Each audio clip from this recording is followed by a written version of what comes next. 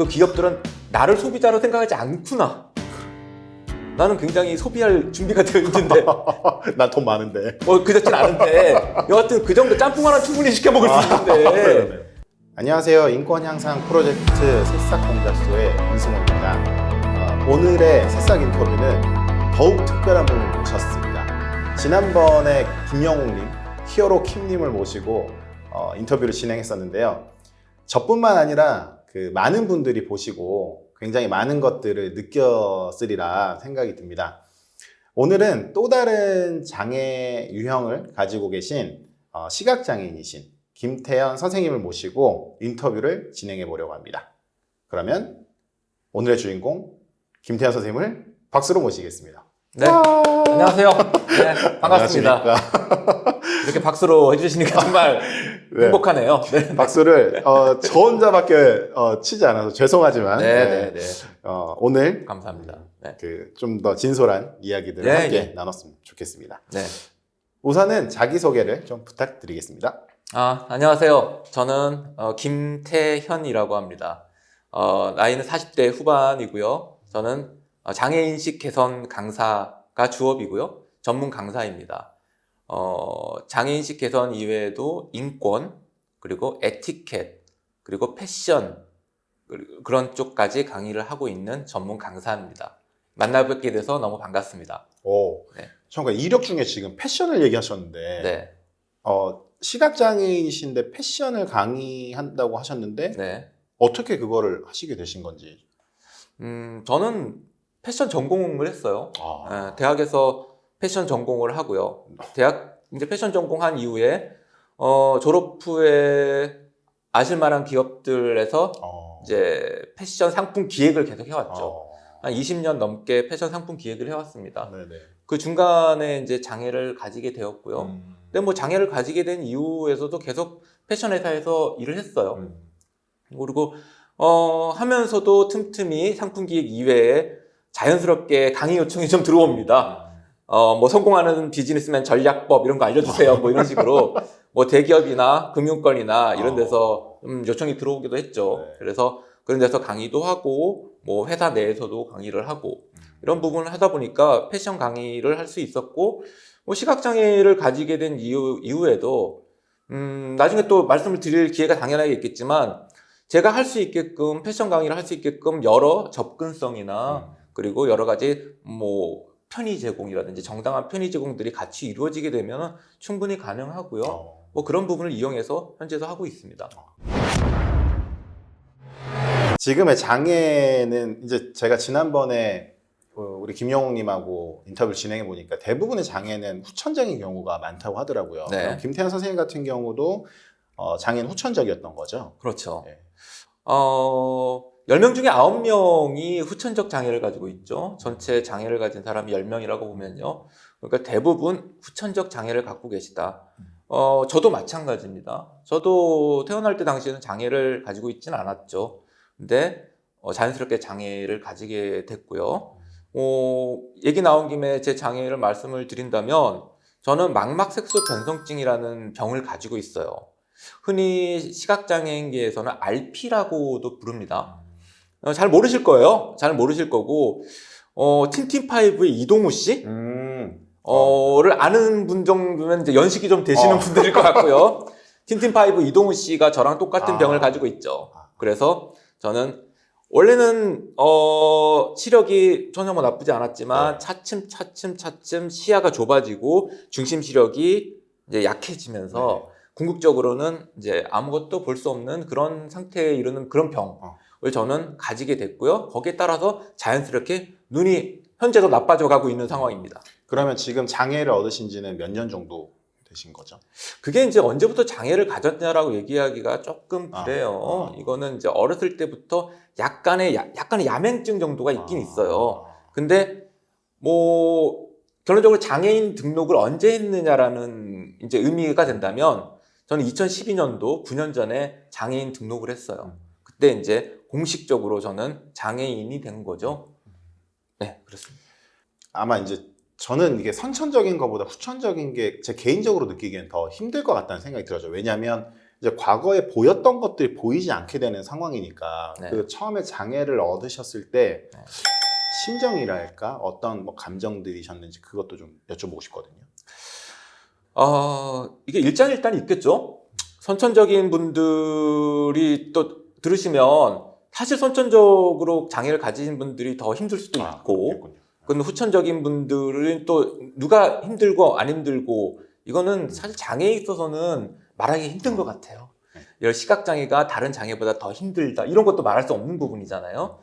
그러니까 저도 어렸을 때부터 약간 야맹증이 있었던 상황이고, 근데 군대 신검 받으면서 알았어요. 군대 신검 받으면서 제가 야맹증이고 이게 망막색소 변성증이라는 거 가지고 있었구나.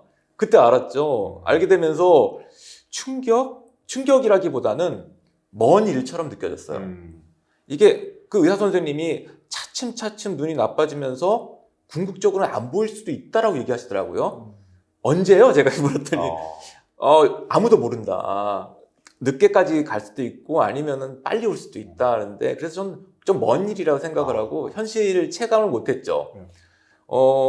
그랬는데 이제 차츰 이제 시야가 좁아지고 느끼게 되면서 그때부터 좀 체감을 하게 되고, 그럼 당연하게 누구나 생각을 하게 되는 미래에 대한 두려움, 공포감. 제가 본격적으로 느끼기 시작했을 때가 뭐 결혼하고 난 이후였던 것 같은데, 그때부터는 이제 좀 가장이기도 하고, 그런데 내가 우리 집을 어떻게 부양을 하나, 그리고 내 미래 장래는 어떻게 되고 내가 지금 하고 있는 일 이런 것들은 어떻게 하지? 이런 것들에 대한 공포감, 두려움, 언젠간 닥칠 것 같다는 느낌, 이런 것들에 대해서 많이 잠을 못 들었죠. 불면의 밤, 매일매일 불면의 밤이 시작됐었죠, 사실. 네. 그랬을 것 같네요. 그 일반 비장애인들은 사실은 참 생각하기 어렵고 상상하기 어려운데 그 일이 막상 닥친다 그러면은 굉장히 좀 힘들었겠다 이 생각이 드는데 제가 뵙기에는 굉장히 좀 긍정적이신 것 같아요. 이렇게 우선 목소리도 그렇고 표정도 그렇고 네. 어떤 그런 뭐랄까요 본인의 그럴 수 있는 어떤 이유 이렇게 뭐 그런 게 있으실까요? 좀. 뭐 저한테 그런 얘기들을 많이 하시는 것 같아요. 그러니까 뭐 긍정적인 기운이라든지 뭐 그런 것들을 많이 느끼신다고들 얘기를 많이 하십니다. 뭐 일부러 그러는 건 아니고요. 그런 것 같아요. 제가 장애를 가지게 된 이유 굉장히 공포스럽고 두렵기도 했어요. 근데 제가 장애를 이제 수용을 하고 그리고 장애계에 들어오고 그리고 했는데 특별하게 변하는 게 없더라고요. 무슨 얘기냐면 저는 제가 장애인이 되면은 세상 모든 게 180도 바뀔 줄 알았어요. 완전하게. 사실 많이 바뀌긴 합니다. 제가 지금까지 해왔던 생활 습관이라든지 이런 것들이 180도 바뀌죠. 그렇죠? 극장을 가는 방식도, 차를 타러 가는 방식도, 하다못해 스타벅스에 커피 마시러 갈 때도 방법이 다 바뀌게 되죠. 그러네요. 방법은 바뀌지만 제가 극장을 못 가는 것도 아니고 스타벅스를 못 가는 것도 아니잖아요. 사람들도 똑같이 만나고 이게 약간의 다름만 있지 제가 할 수 없는 것들이 생각보다 많지는 않더라고요. 뭐 카카오톡도 하고 영화도 뭐 엊그저께 넷플릭스를 통해서 승리호도 재밌게 보고요. 그리고 극장에서도 영화도 보고 텔레비전 드라마도 보고 책도 열심히 읽고 내가 그렇게 장애를 가졌다고 할 수 없는 일이 그렇게 많지는 않구나. 별로 변한 게 없구나. 라고 하는 것 때문에 충분히 뭐 많은 걸 누릴 수 있겠고 제 마음만 조금 먹게 되면 많은 게 뭐 특별하게 바뀌지 않겠구나 라는 생각 때문에 조금 긍정적인가? 뭐 이런 생각이 있는 것 같아요. 네. 제가 진짜 신기했던 게 뭐냐면 우선은 제가 이제 시각장애인 분들 보이지가 않기 때문에 문자나 카톡을 못 할 거라고 생각을 했어요. 네. 근데 제가 그 김태환 우리 강사님하고 사전에 연락을 하는데 이제 전화로 제가 한 번 통화했고 네. 나머지는 다 카톡으로 했거든요. 네네네. 그게 어떻게 가능한 건지 네. 뭐 이렇게 그냥 말씀으로 가능한가요 이게? 네, 가능하죠. 네. 일단 뭐 모바일 접근성이 되어 있죠. 네. 접근성이라는 부분이 있습니다. 그래서 모든 스마트폰에는 접근성이라는 메뉴가 있어요. 아 그래요? 네, 접근성이요? 네, 접근성이라는 메뉴가 있습니다. 아이폰도 마찬가지고 안드로이드 바탕으로 다 돼 있어요. 그래서 그 접근성은 말 그대로 시각장애인을 위한 거죠. 화면을 볼 수 없는 사람들을 위해서 어떻게 그 사람들이 이용할 수 있게끔 만들어 놓은 거죠. 그게 바로 접근성입니다. 아. 그 접근성을 이용하게 되면은 제가 음성으로 이야기를 하게 되면 음성을 그 텍스트로 바로 변환이 되죠. 네네네. 그래서 그걸 전송을 누르게 되고 더블 클릭을 하면 전송이 누르게 되고 음. 요런 그런 접근성 메뉴들이 있어요.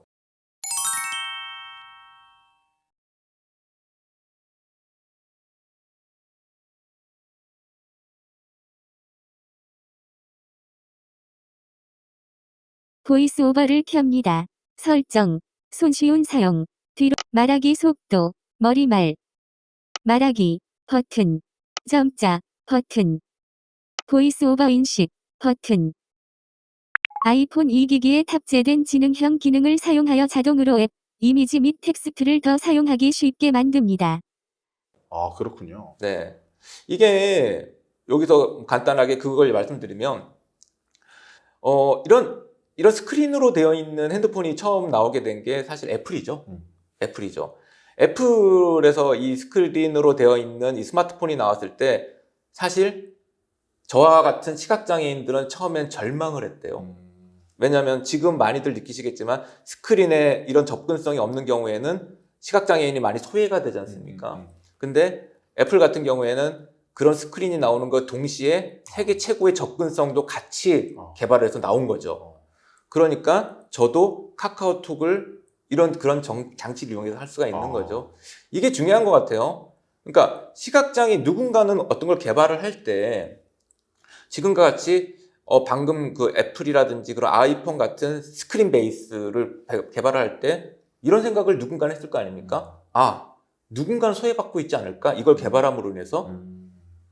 그렇죠. 그게 인권 감수성이잖아요. 그렇죠. 접근성에 대한 감수성이죠. 예. 그러면은, 그 사람들이 소외받지 않으려면 어떻게 해야 될까? 그럼 접근성이 이루어져야 되겠다. 이런 것들이 필요하지 않습니까? 그런 것들이 동시에 개발이 이루어졌던 거죠. 그래서 저도 편하게 스마트폰이라든지 이용할 수 있는 이런 계기가 된 거죠. 그런 것들이 상당히 중요한 것 같아요. 그렇습니다. 그러니까 이렇게 뭐 인권 감수성을 높인다는 거는 결국에는 나뿐만 아니라 모든 사람들에 대한 어떤 뭐 이해라든지 그런 것들을 인식하고 있을 때 우리가 행동이라든지 뭐 사고하는 게 달라지는 거니까 참 그런 부분은 중요하네요. 그 장애인으로서 살아가시는데 한국 사회에서 좀 불편한 점이나 개선돼야 될 점이 이제 비장애인 입장에서 보지 못하는 부분이 있을 거거든요, 분명하게. 네네. 그런 부분도 한번 얘기해 주시면 좋을 것 같습니다. 그런 부분이 상당히 많죠. 저는 어차피 그런 부분을 강의를 하는 사람이다 보니까 네. 아는데 예를 들어서 뭐 키오스크 같은 걸 한번 얘기를 들어볼까요? 저는 맥도날드에서 예전에는 네.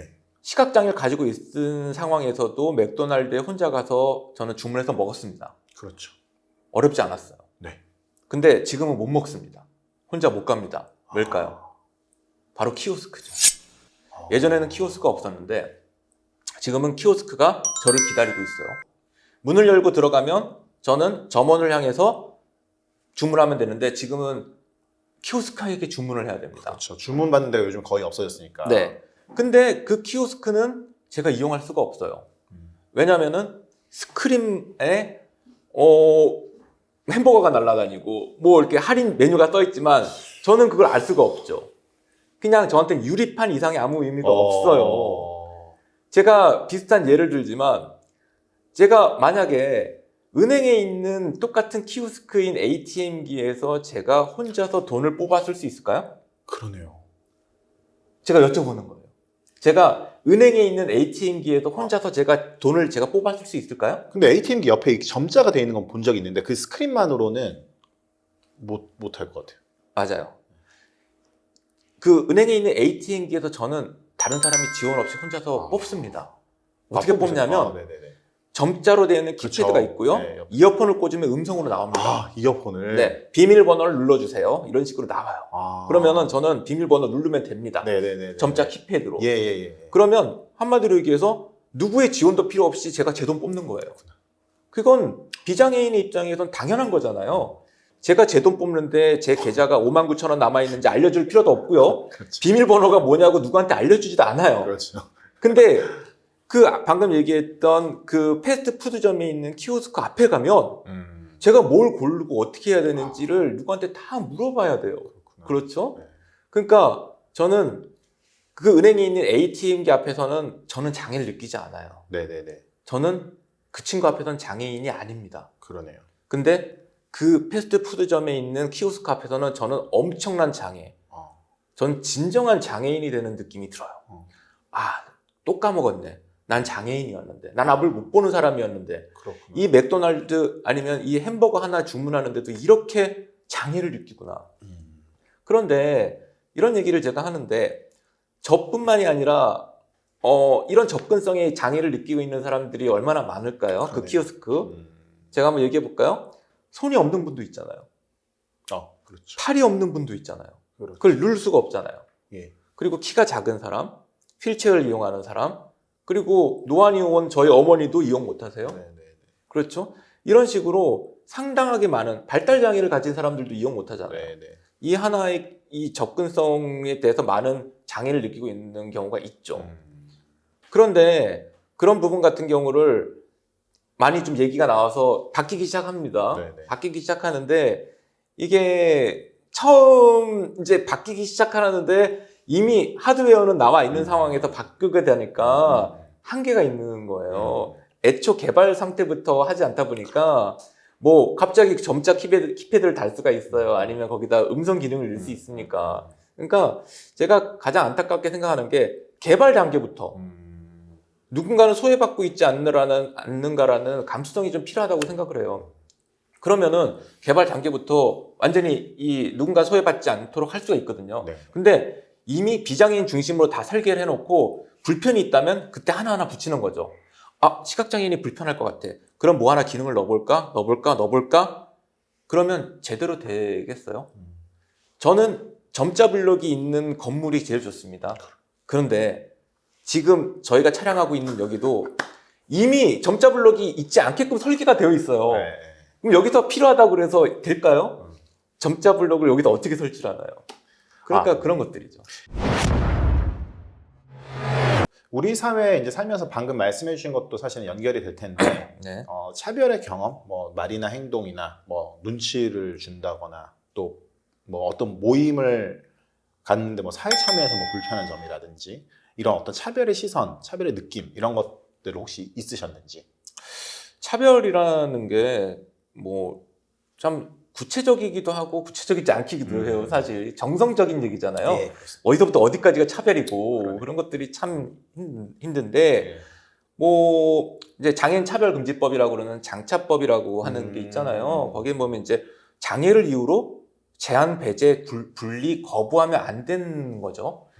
결론적으로 말하면 장애를 이유로 제한, 배제, 분리 거부했다면 그게 차별이죠. 네네. 근데 직접적으로 차별하거나 지금 말해서 장애를 가진 사람 들어오지 마세요. 이런 것들은 많이 줄었어요. 그건 당연하게 법령을 어기는 거니까 그런 것들은 했는데 간접적으로 은근히 좀 차별을 하는 거구나.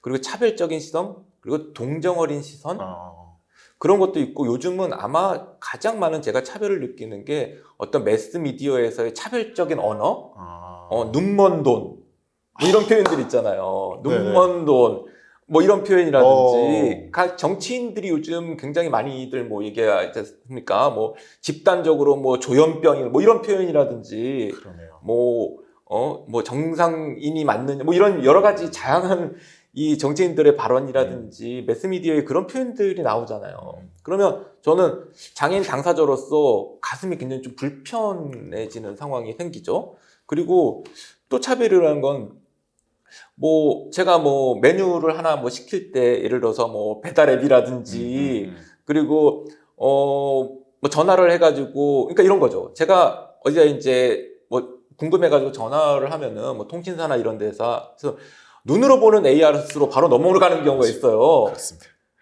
저는 눈으로 못 보거든요.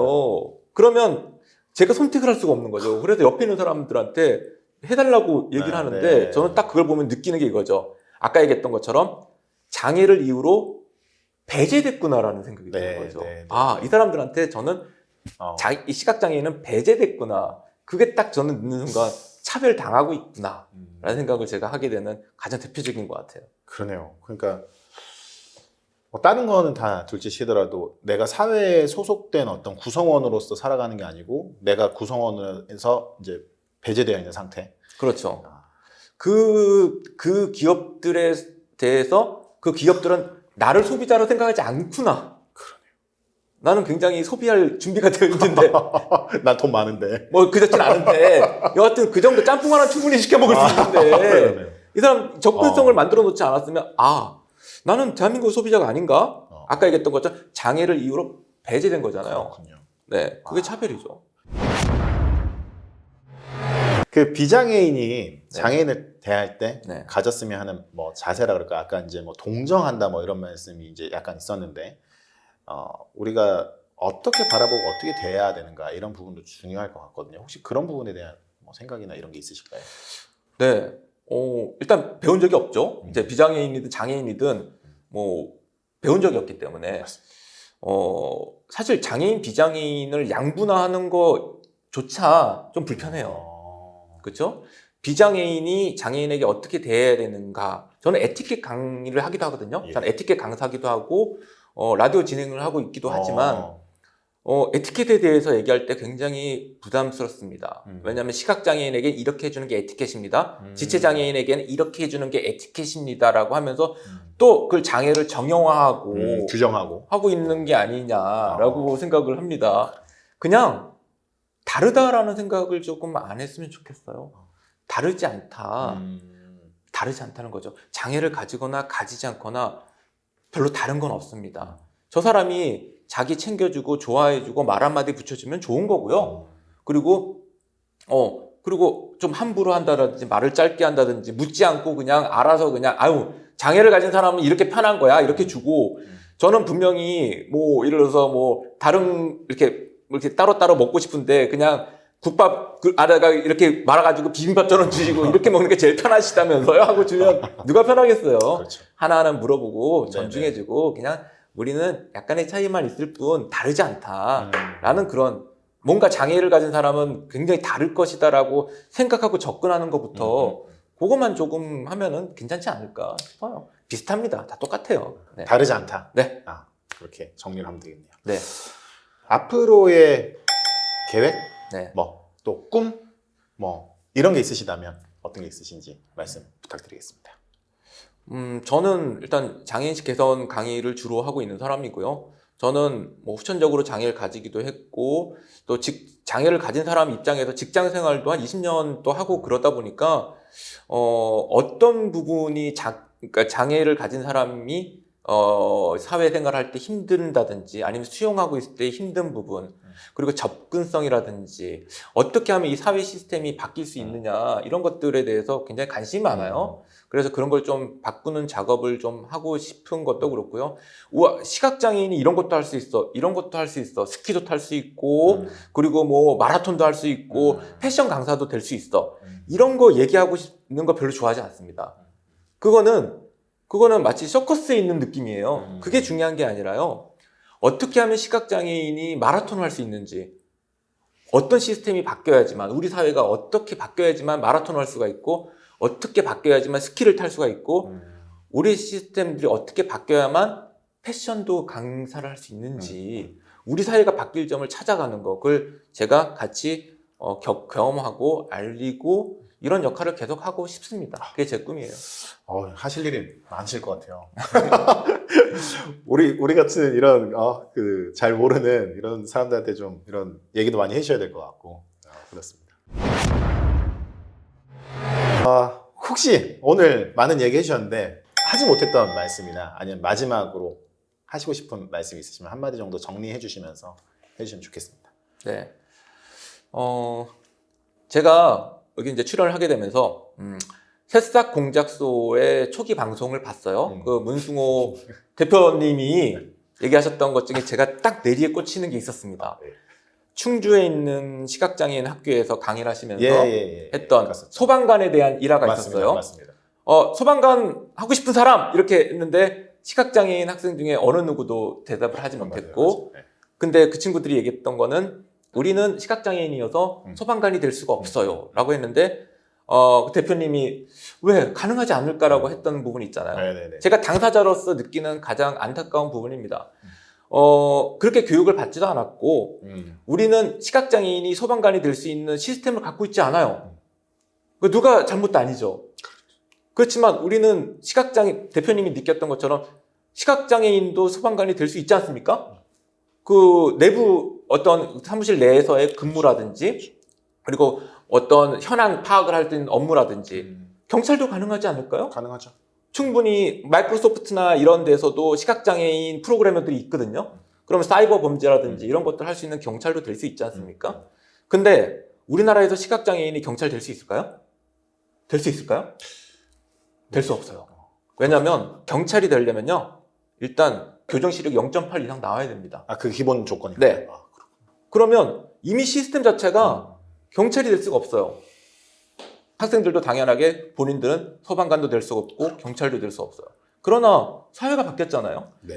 시각장애인도 경찰도 할 수 있고 이런 소방관도 될 수 있고 또 다른 직업을 가질 수 있는 직업 선택의 자유가 있지 않습니까? 그게 권리고요.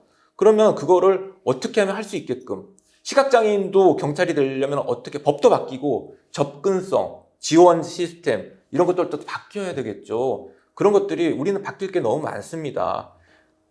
그런 거는 우리부터 다른 사람부터 하는 게 아니라 우리부터 저부터 그리고 지금 보시고 있는 지금 시청하시고 있는 분들부터 하나하나 하시면은 이 사회가 너무나 좋은 사회가 될 겁니다. 그런 사회가 되길 전 희망합니다. 네. 오늘 귀한 시간 내주신 우리 김태현 강사님께 감사드립니다. 그리고 오늘 나눠주신 경험과 생각들을 저뿐만 아니라 그 많은 사람들이 공감하고 인권 감수성을 높이는 계기가 되었으면 좋겠습니다. 새싹공작소에서는 우리 김태현 강사님이 말씀하신 그런 비전과 네. 이런 생각들이 같은 마음으로 응원하고 행보들을 응원하도록 하겠습니다. 그럼 저희 인사로 마치도록 하겠습니다. 저희 새싹공작소는 다음 새싹 인터뷰로 찾아뵙도록 하겠습니다. 그러면 안녕. 제가 가지고 있는 이 시계를 많이 물어보시더라고요. 홈쇼핑 가는. 네, 홈쇼핑 아니고요. 네, 이거는 브래들리 타임피스라고 하는 거예요. 제가 사용하고 있는 시각장애인도 이용할 수 있는 바로 있죠. 왜냐하면 돌출이 돼 있어요. 자석으로. 네. 오른쪽에 가에 있는 거는 시간이고요. 네네네. 시간이고요. 네. 그리고 안에 있는 거 자석은 이 분침이에요. 분침. 그래서 지금 보면은 자세히 보이실지 모르겠지만 이게 세 번째니까 지금 16분 정도 됐다라는 네, 걸 알 네, 수 있게끔 네. 이게 자석으로 움직이는 거죠. 한번 이쪽 잠시만요. 이렇게 한번 가까이 이렇게 되어 있어요. 돌출이 되어 있어요. 이렇게 만지면 네네네. 네. 그래서 이게 브래들리 타임피스라는 겁니다. 그래서 시각장애인이 시계를 이용하기 참 좋은 건데 그냥 패션 피플들이 굉장히 좋아해요. 예쁘고 맞아요. 패션 소품으로 하고 시각장애인은 패션 소품 플러스 시계를 알 수 있는 실용적인 용도 누구나 사용할 수 있는 거죠. 그래서 장애인 비장애인 다른 거 없다는 거예요. 강사님 이거 비싼가요? 가격 얘기해요? 가격 얘기해요? 네네. 40만 원대입니다. 저는 못 사겠네요. 40만 원대입니다. 아.